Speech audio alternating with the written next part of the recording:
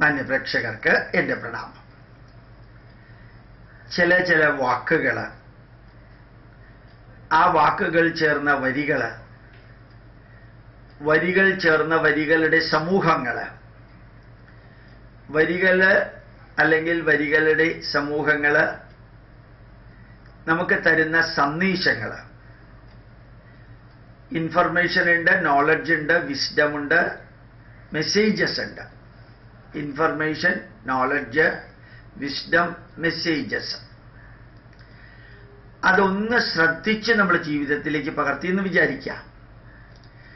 നമ്മുടെ ജീവിതത്തിൽ കുറേ വാക്കുകൾ ഇംഗ്ലീഷിൽ നമുക്കറിയാവുന്നതുണ്ട്. ഹിയറിങ്ങും ലിസണിങ്ങും തമ്മിലുള്ള വ്യത്യാസം നിങ്ങൾക്കറിയാം. ഹിയറിങ്ങും ലിസണിങ്ങും തമ്മിലുള്ള വ്യത്യാസം. അതുപോലെ തന്നെ സീയിങ്ങും വാച്ചിങ്ങും തമ്മിൽ വ്യത്യാസമുണ്ട്. ടോക്കിങ്ങും ഡിസ്കഷനും തമ്മിൽ വ്യത്യാസമുണ്ട്. തിങ്കിങ്ങും അനലൈസിങ്ങും തമ്മിൽ വ്യത്യാസമുണ്ട്.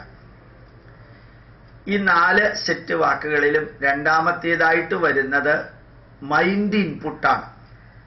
Hearing plus mind is equal to listening. Seeing plus mind is equal to watching. ഇതിലെ talking plus mind is equal to discussing. Thinking plus mind is equal to analysing എന്ന് വേണമെങ്കിൽ പറയാം. ഞാൻ ചിന്തിക്കുന്നു, വിശദമായിട്ട് ചിന്തിക്കുന്നു, ഞാൻ പരിശോധിക്കുന്നു എന്നുള്ള രീതിയിൽ. ഞാൻ സംസാരിക്കുന്നു എന്നുള്ളതും ചർച്ച ചെയ്യുന്നു എന്നുള്ളതും. ഞാൻ കാണുന്നു, ശ്രദ്ധിച്ച് കാണുന്നു. അതേപോലെ തന്നെ കേൾക്കുന്നു, ശ്രദ്ധയോടുകൂടി കേൾക്കുന്നു. ഈ വാക്കുകൾക്കൊക്കെ നല്ല മെസ്സേജുകൾ വരികളിലൂടെ അല്ലെങ്കിൽ വരികളുടെ സമൂഹങ്ങളിലൂടെ തരാനുണ്ട്. ഇനി ഞാൻ വളരെ സിമ്പിളായിട്ട് ജ്ഞാനപ്പാനയിലെ ഒരു വരിയെടുക്കാം. ഒരു മന്ത്രം തന്നെയാണത്, മലയാളത്തിലെ മന്ത്രം. 2-4 ദിനം കൊണ്ടൊരുത്തനെ തണ്ടിലേറ്റിയിടുന്നതും ഭവാൻ, മാളിക മുകളിലേറിയ മന്നന്റെ തോളിൽ മാറാപ്പ് കീറ്റുന്നതും ഭവാൻ. ഈ കഴിഞ്ഞ കുറേ ദിവസങ്ങളായിട്ട് പത്രമാധ്യമങ്ങളിൽ വരുന്നതൊന്ന് ശ്രദ്ധിച്ചു നോക്കാം. എന്തെല്ലാമാണ് നമ്മൾ കാണുന്നത്, എന്തെല്ലാമാണ് നമ്മൾ കേൾക്കുന്നത്, അതിലെന്തെല്ലാം തരത്തിലുള്ള പ്രതികരണങ്ങളും പ്രതികരണങ്ങളും പ്രതിപ്രതികരണങ്ങളും ഒക്കെ ഉണ്ടാവുന്നതെന്ന് ശ്രദ്ധിച്ചു നോക്കാം. അർത്ഥം മനസ്സിലാവില്ലേ? 2-4 ദിനം കൊണ്ട്, കുറച്ച് ദിവസം കൊണ്ട് ഒന്നുമല്ലാത്ത ഒരുവനെ തണ്ടിലേറ്റുന്നത് ശരിക്കും പ്രകൃതി ചൈതന്യമാണ്. ഒന്നുമില്ലാത്ത ഒരുവൻ കയറി പെട്ടെന്ന് ഉയർന്ന് വളർന്ന് എന്തൊക്കെയോ ആയിത്തീരാം. 2-4 ദിനം കൊണ്ടൊരുത്തനെ തണ്ടിലേറ്റിയിടുന്നതും ഭവാൻ. മാത്രമല്ല, മാളിക മുകളിലേറിയ, ശരിയോ തെറ്റോ അല്ല, ഒരു സിനിമാ നടന്റെ കഥയാണ് ഇപ്പോൾ വന്നുകൊണ്ടിരിക്കുന്നത് മുഴുവനും. 2-4 ദിനം കൊണ്ടൊരുത്തനെ തണ്ടിലേറ്റിയിടുന്നതും ഭവാൻ. ഇനി മാളിക മുകളിലേറിയ മന്നന്റെ, അതാരും ആവട്ടെ,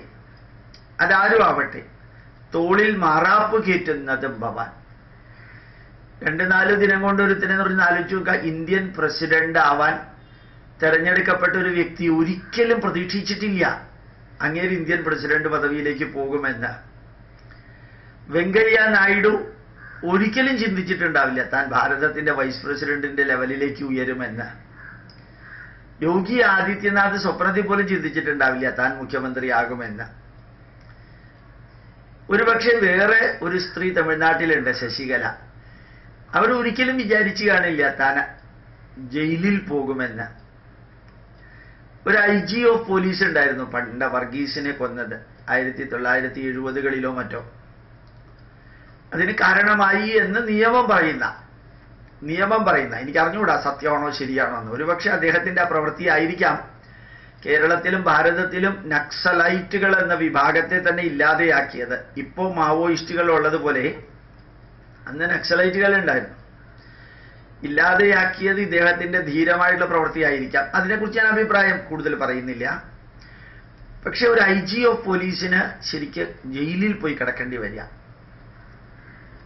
ഞാൻ ഇത്രയും പറഞ്ഞത് ഉപനിഷത്ത് വാക്കുകളെ പോലെ, വേദമന്ത്രങ്ങളെ പോലെ പ്രധാനപ്പെട്ട മലയാളത്തിലെ വരികളുണ്ട്. ആ മലയാളത്തിലെ വരികളിലെ ഒരു വരികളാണ് ജ്ഞാനപ്പാന എന്ന് പറയുന്ന ഉജ്ജ്വലമായ കൃതിയിൽ നമുക്ക് കേൾക്കാൻ അല്ലെങ്കിൽ വായിക്കാൻ സാധിക്കുന്നത്. അപ്പോൾ ഓർമ്മിക്കുക, ഞാനും നിങ്ങളുമൊക്കെ ഒരുപക്ഷെ ഇങ്ങനെ ഇരിക്കുന്നു, പെട്ടെന്ന് കയറിയിട്ടാണ് നമ്മൾ ഏറ്റവും മുകളിലെത്തുക. ഇവിടെ തണ്ടിലേറ്റുന്നത് എന്ന് പറഞ്ഞാൽ 10, 200, 250, 300 വർഷം മുമ്പുള്ള മലയാളമാണ്. ഏറ്റവും മുകളിലെത്തുന്നു എന്ന് എടുത്താൽ മതി. തണ്ട് ഉണ്ടാക്കുന്നു, അഹങ്കാരം ഉണ്ടാക്കുന്നു എന്ന് വിചാരിക്കണ്ട. ഒരു ചായക്കടക്കാരൻ ഇന്ത്യൻ പ്രധാനമന്ത്രിയാവുന്ന മാറ്റം ചിന്തിച്ചു നോക്കുക.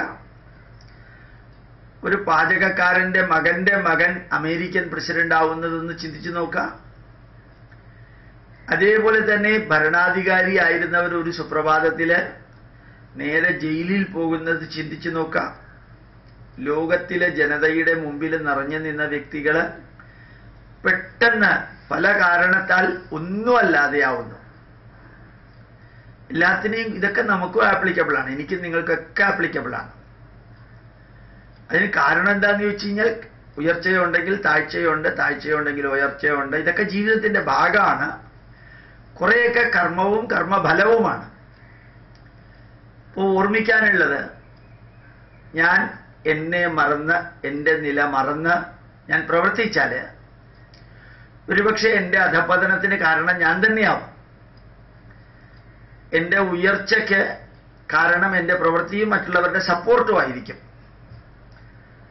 എൻ്റെ അധപതനത്തിന് കാരണം ഞാനും എൻ്റെ കൂടെയുള്ളവരുമായിരിക്കാം.